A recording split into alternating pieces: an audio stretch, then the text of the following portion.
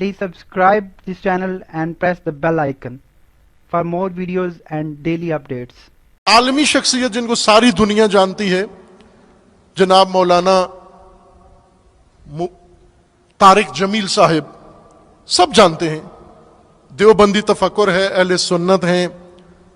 ان کی ایک حافظ صاحب اور ہیں، انہوں نے کتاب لکھی ہے فضائل اہل بیت میں، علامہ اقبال کے کلام میں اہل بیت علیہ السلام کے فضائل۔ اس کتاب پر تقریض جناب طارق جمیل صاحب نے، مولانا طارق جمیل صاحب نے لکھی ہے۔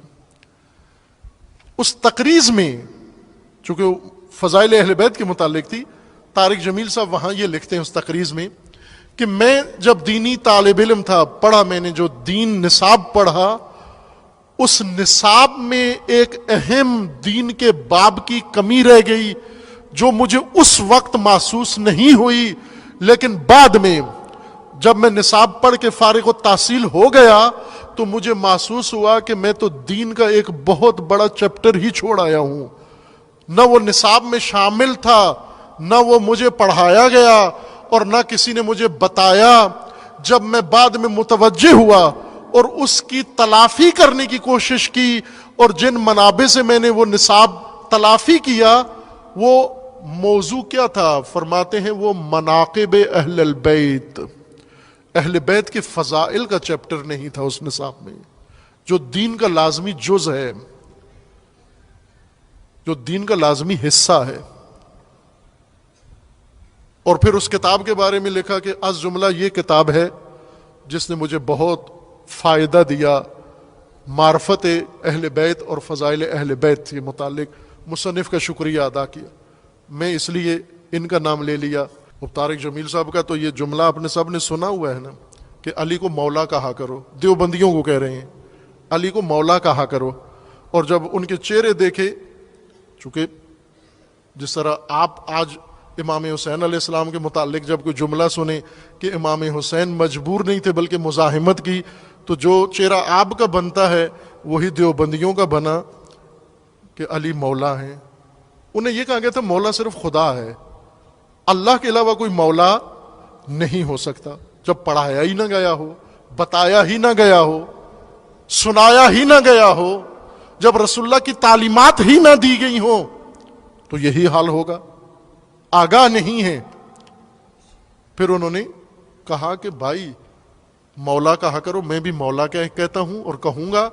کیوں کہوں گا؟ چونکہ رسول اللہ نے علی کو مولا کہا ہے۔ اور پھر ایک اور وضاحت کی جو اس سے بھی زیادہ خوبصورت ہے، اور وہ کیا کی؟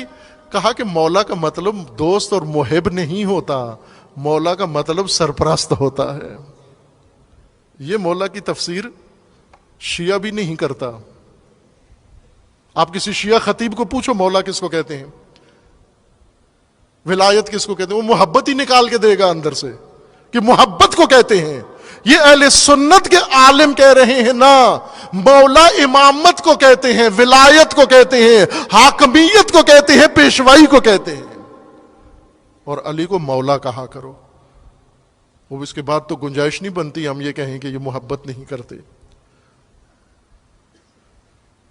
لیکن ایک بات ہے، مطالعہ بھی نہیں کرتے، پڑھتے بھی نہیں ہیں، بس اپنے علماء کے انتظار میں رہتے ہیں کہ اگر انہوں نے رہنمائی کر دی تو انہوں نے وہ مان لی، اگر انہوں نے کہا مولا نہیں کہنا تو یہ پہلے ان کو کہا گیا تھا مولا نہیں کہنا تو یہ نہیں کہتے تھے، اب انہیں کہا گیا مولا کہنا ہے تو کہنا شروع کر دیا۔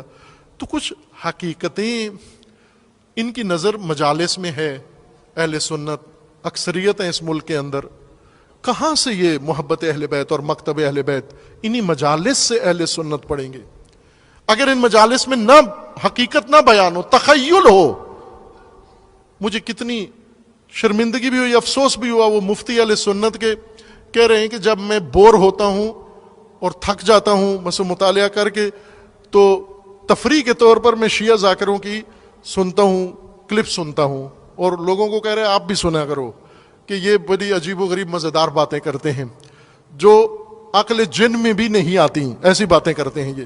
پھر افسوس کے ساتھ کہنے لگے کہ شیعوں کے پاس کوئی عالم نہیں ہے، کوئی پڑھا لکھا انسان نہیں ہے جو یہ سارے عجیب و غریب اینشنٹ کلپ لگا کے اور یہ تشیع پیش کرتے ہو. ایک مفتی اہل سنت کے یہیں پر اسی مسجد بیت العتیق میں یہاں بیسمنٹ میں نیچے وحدت کانفرنس میں ان کا کلپ موجود ہے, نیٹ کے اوپر دیکھ سکتے ہیں آپ. انہوں نے ایک دردمندانہ طور پر یہ بات کہی, کہا کہ مجھے شکوہ ہے آپ سے, آپ شیعوں سے گلہ ہے مجھے. دیوبندی عالم ہے قاری, کہا مجھے گلہ ہے آپ سے, مجھے شکوہ ہے آپ سے, آپ نے کوتاہی کی, آپ نے سستی کی ہے, آپ نے تشیع کا وہ خوبصورت چہرہ تسنن کو دکھایا ہی نہیں ہے. کہا وہ جو میں نے یہاں آ کے دیکھا یہ چھپایا ہوا ہے آپ نے,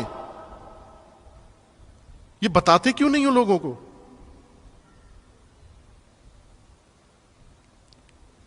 وہ چونکہ خود بھی نہیں پڑھتے, ان کے علماء بھی ان کو نہیں پڑھاتے, اس طرف لاتے ہی نہیں ہیں, دور سے لے جاتے ہیں.